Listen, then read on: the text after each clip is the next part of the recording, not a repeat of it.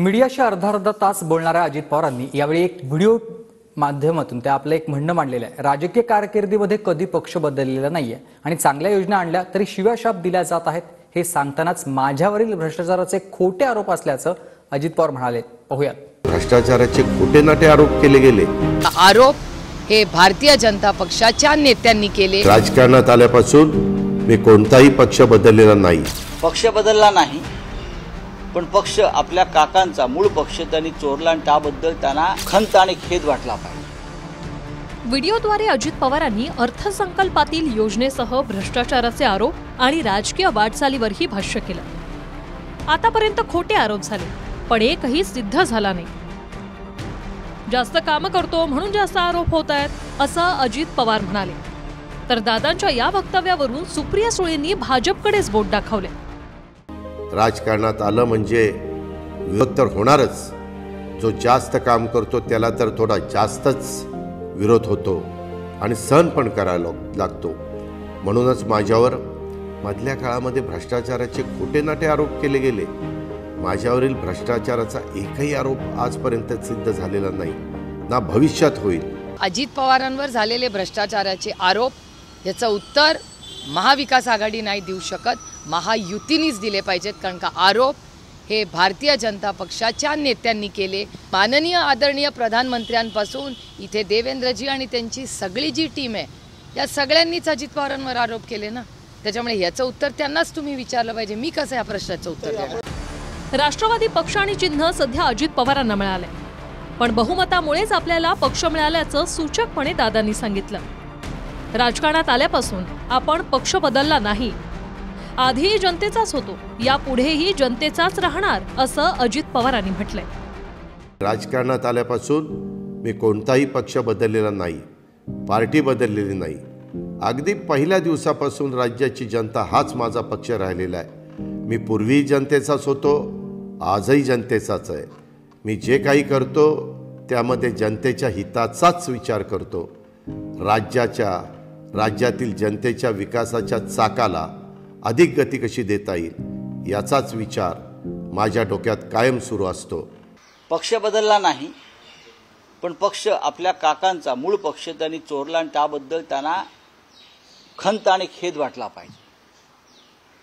त्यांनी सरळ सरळ केलेले पक्षांतर आहे। नरेंद्र मोदी आणि अमित शहा नसते तर हा पक्ष त्यांच्या ताब्यात आला नसता। नरेंद्र मोदी आणि अमित शहा यांचा महाराष्ट्र द्रोह उफाळला नसता तर बाळासाहेब ठाकरेंची शिवसेना धनुष्य बाणासह एकनाथ शिंदेला मिळाली नसती। तेव्हा जरा जपून बोला, लोक ऐकतायत आणि लोकांना समजतंय। जेव्हा तुम्ही विचार सोडून बीजेपी बरोबर जाता ती तुमची राजकीय भूमिका असते।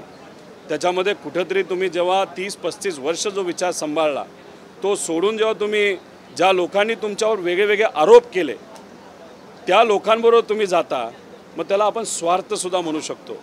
त्यामुळे हे स्वार्थी राजकारण हे लोकांना कधीही पटत नाही असं लोकांनाही वाटतं आणि आम्हालाही वाटतं। काही दिवसांआधीच अजित पवारांनी अर्थसंकल्प मांडला, ज्यात महिन्याला 1500 रुपये देणारी लाडकी बहीण योजना आणली। मात्र अशा योजना आणल्या तरी शिव्याशाप मिळत आहेत, पण विकासाचा वादा अजितदादा हाच आहे हेही अजित पवारांनी आवर्जून सांगितलं। तर असे व्हिडिओ करणं म्हणजे घसरलेली लोकप्रियता पुन्हा मिळवण्याचा प्रयत्न असल्याची टीका जयंत पाटलांनी केली। मी अर्थसंकल्पात राज्यातील गोरगरीब कुटुंबांना वर्षभरात 3 गॅस सिलेंडर मोफत देण्याची घोषणा केली आहे। त्या बदल्यात मला शिव्याशाप मिळत आहेत। माझा दोष फक्त इतकाच की मी शेतकऱ्यांची दुःख आणि वेदना समजून घेतल्या। हे सहन होत नाही म्हणून विरोधकांनी मला शिव्या द्यायचं ठरवलेलं दिसतंय। येणाऱ्या विधानसभा निवडणुकीसाठी आमचा एकच मुद्दा आहे, तो म्हणजे विकास। विरोधकांच्याकडून तुम्हाला वेगवेगळ्या पद्धतीनं फूस लावण्याचा प्रयत्न केला जाईल, पण तुम्ही मात्र अशा प्रकारच्या घाणेरड्या राजकारणाला अडकू नका। ज्यांना आठवत नसेल त्यांनी माहिती घ्यावी की या सर्व विकास कार्याची सुरुवात कोणी केली। या सगळ्यांमध्ये तुम्हाला तुमचा दादाचा वादा बघायला मिळेल याची मला खात्री आहे। घसरलेली लोकप्रियता मिळवण्याचा प्रयत्न करायचा हा अर्थसंकल्पातला प्रयोग आहे। स्वतः त्यांच्या बाबतीत स्वतः तसा प्रचार करत असतात ते, आम्ही सगळेच अनेक वर्ष काम करत आलेलो आहोत. आम्ही कधी एखादी गोष्ट मी स्वतः केली असं आम्ही कधीच कुणी सांगितलेली नाही आणि त्यामुळं ते त्यांचा तो स्वभाव आहे आणि त्या स्वभावाप्रमाणे त्यांनी त्या व्हिडिओमध्ये तशी भूमिका घेतलेली आहे.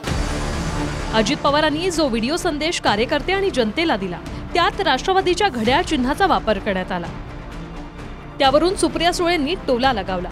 पक्ष आणि चिन्हाची लढाई सुप्रीम कोर्टात सुरू आहे, त्यामुळे कोर्टाच्या निर्देशाप्रमाणे प्रकरण न्यायप्रविष्ट अशी सूचना लिहिलेली आहे का, असा टोला सुळेंनी लगावलाय. सिंबल लावताना त्या जाहिरातीत त्यांनी खाली ती फुटनोट लावली आहे का नाही मी पाहिलेलं नाही, कारण का माननीय कोर्टाने त्यांना सांगितलेलं आहे, त्यांना हा कोर्टाचा आदेश नाही, आमचा काही त्याच्यात रोल नाही, की जेव्हा जेव्हा घड्याळाचं चिन्ह लावलं जाईल त्याच्या खाली फुटनोट असलीच पाहिजे की हे कोर्टात केस चाललेली आहे, फायनल डिसिजन आलेला नाही. मी व्हिडिओज बघितलेला नाही आणि घड्याळ चिन्हाबद्दल आमच्या विरोधकांनी काळजी करू नये. ते चिन्ह आमच्यासोबत होतं आणि आमच्यासोबत राहणार आहे. लाडकी बहीण योजना, 3 सिलेंडर मोफत देणारी योजना, युवा कार्यप्रशिक्षण योजना, या तिन्ही योजनांना मुख्यमंत्र्यांचं नाव देण्यात आलं.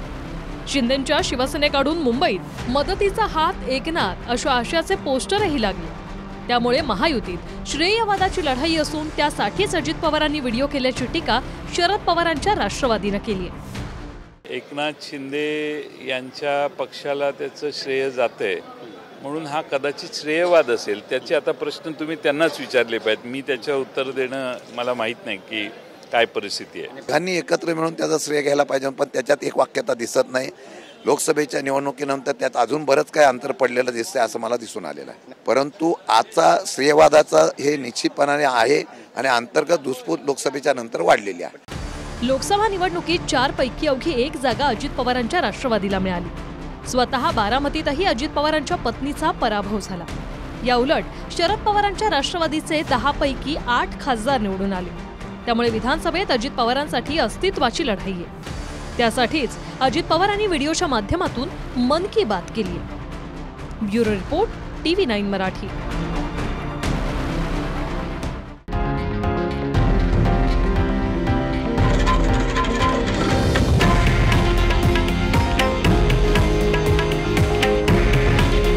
हे आहे देशातील नंबर 1 न्यूज नेटवर्क आणि आपण पाहत आहात TV9 मराठी. काळजी तुमची, हित महाराष्ट्राचं.